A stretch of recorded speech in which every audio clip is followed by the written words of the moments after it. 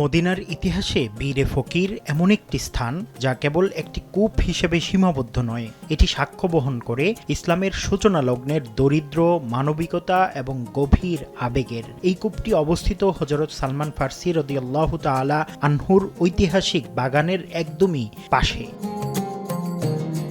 ইসলামের প্রথম যুগে বীরে ফকির ছিল দরিদ্র সাহাবী ও মুসলমানদের জন্য পানির একটি গুরুত্বপূর্ণ উৎস। শুষ্ক মদিনায় এই কূপ তাদের দৈনন্দিন জীবন ধারণ সহজ করেছিল। এখানে কোনো ভেদাভেদ ছিল না, দাস ও মুক্ত মানুষ একই কূপ থেকে পানি তুলেছে। এটি ইসলামের সাম্যের বাস্তব প্রতিচ্ছবি।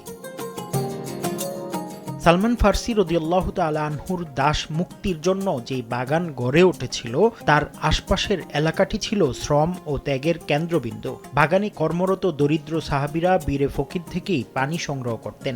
এই কূপ তাই মদিনার মুসলমানদের কষ্টের সঙ্গী ছিল। নতুন রিন গভীর থেকে পরিষ্কার করে কাপড়কে রাখে নতুনের মতো উজ্জ্বল। নতুন রিন অ্যাডভান্সড পাউডার।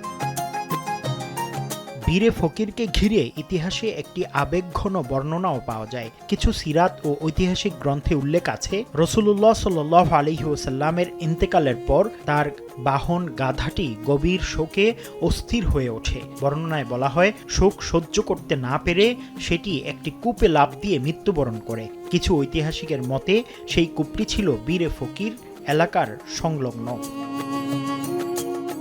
আজ বীরে ফকির আমাদের মনে করিয়ে দেয়, ইসলামের শুরুটা ছিল কষ্টের, সম্মানের, মর্যাদার এবং দারিদ্রতার। এটি ছিল এমন এক সমাজের ছবি, এমন এক সমাজের চিত্র যেখানে দরিদ্র অবহেলিত হয়নি। আর নবীজি সাল্লাল্লাহু আলাইহি ওয়াসাল্লাম ছিলেন এমন একজন রাসূল যার প্রতি ভালোবাসা ইতিহাসের সীমা ছাড়িয়ে স্মৃতিতে বেঁচে আছে এবং বেঁচে থাকবে কিয়ামত পর্যন্ত। মুফতি আব্দুল্লাহ তামিম, সময় সংবাদ, সৌদি আরব।